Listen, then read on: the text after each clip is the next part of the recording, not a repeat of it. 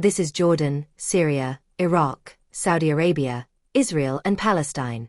The only country in the Middle East that shares its border with Jordan, which is absolutely peaceful and stable despite being in such a dangerous zone. If you look at this map carefully, you will see instability or wars in all the neighboring countries of Jordan. Despite being connected with countries like Syria, Iraq, Israel, and Palestine, Jordan is saved from the fire that is burning in these countries. But why is it so? Although for thousands of years, Jordan has been a weak country on which many empires have attacked, because it is on the way to holy cities like Jerusalem and Hebron.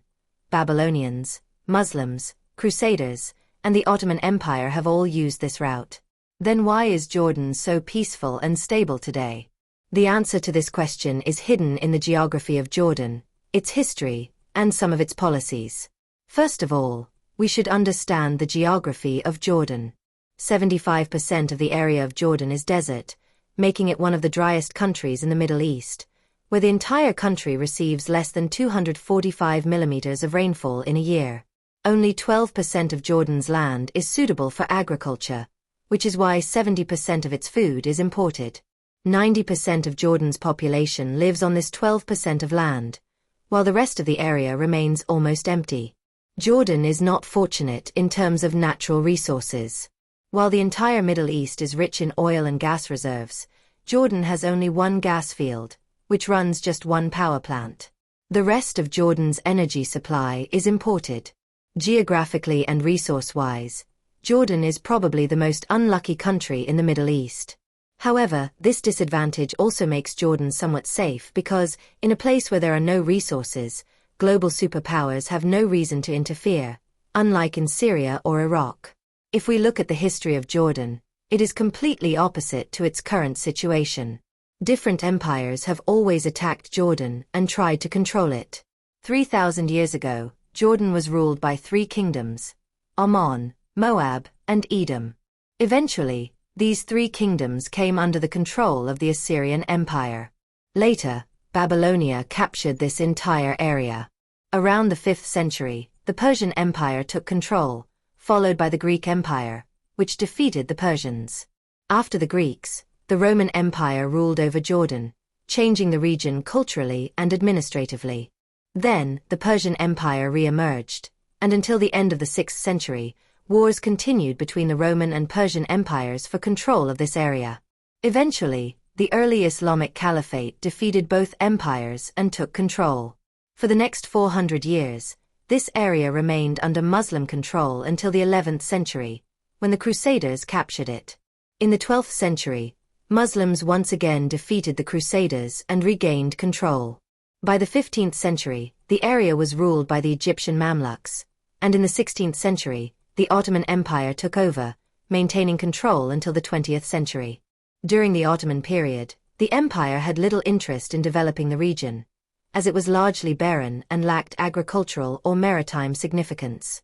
Due to this neglect, the locals were unhappy and attempted revolts in 1900, 1905, and 1910, each of which was crushed by the Ottomans. However, when World War I began, the Jordanians sided with the British against the Ottomans. After the war ended, Jordan became a British colony until 1946, when it gained independence and became the Hashemite Kingdom of Jordan under King Abdullah I. Shortly after independence, Jordan faced a challenge. In 1948, the newly established State of Israel led to the First Arab-Israeli War, in which Jordan, along with 7 Arab countries, fought against Israel. Jordan captured the West Bank and East Jerusalem, accepting thousands of Palestinian refugees. Until 1967, these territories remained part of Jordan. However, during the Six-Day War, Israel captured the West Bank, Golan Heights, Sinai, and Gaza. Jordan suffered heavy losses, and by 1970 and 1973, more conflicts with Israel took a toll. During this time, thousands of Palestinian refugees settled in Jordan, putting immense pressure on its economy and political stability. Until 1999, Jordan experienced significant instability. But what changed after 1999 to make Jordan the stable country it is today? In 1999, King Hussein of Jordan, suffering from illness, named his son, King Abdullah II, As his successor, King Abdullah II prioritized security and the welfare of his people. Today, despite low rainfall, 99% of Jordan's population has access to clean drinking water. Jordan's Human Development Index stands at 0.74, higher than many of its neighbors. Jordan leveraged its rich history to promote tourism.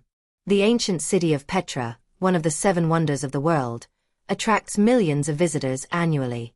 Although historical sites exist in Syria and Iraq as well, the law and order situation in those countries discourages tourism.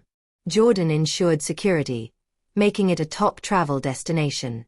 To maintain stability, King Abdullah II signed a peace treaty with Israel, aligning Jordan with the UK and the US, which provided financial aid. This money was invested in the welfare of Jordanian citizens. However, making peace with Israel was a double-edged sword, as many Arab countries opposed Israel. Despite this, Jordan remained respected in the Arab world because it accepted the highest number of refugees in the region. Jordan currently hosts 3 million Syrian refugees, as well as thousands of Iraqis, Chechens, and Armenians. Arab countries appreciate Jordan's role in sheltering refugees, which has prevented problems for Saudi Arabia and other Gulf nations. This is also why the Arab Spring in 2011 had minimal impact on Jordan. Instead of using force, King Abdullah II quickly addressed protesters' demands, preventing the kind of unrest seen in neighboring countries. Jordan's neutrality and stability earned it the respect of its neighbors. However, this stability may be at risk. Over the past year, Jordan has taken a more pro-Israel stance. Despite the ongoing Israel-Gaza war, Jordan has remained silent regarding Gaza. Recently, when Iran launched missile attacks on Israel, Jordan intercepted several missiles in its airspace. This has angered pro-Palestinian groups and Iran. Jordan's reputation as a neutral country has suffered, causing tensions within its own borders. Palestinian communities in Jordan are growing increasingly frustrated, and protests or revolts may occur. The Jordanian government is also concerned about Iran's influence in Syria. The Syrian civil war forced Jordan to accept millions of refugees and has also made its northern border vulnerable to militant smuggling. King Abdullah II sees Iran and its proxies as a direct threat to Jordan's security, which is why he may continue supporting Israel. The question now is, how will these evolving geopolitical tensions impact Jordan? The most stable country in the Middle East may finally be heading toward conflict. See you in the next video with another interesting topic. Take care.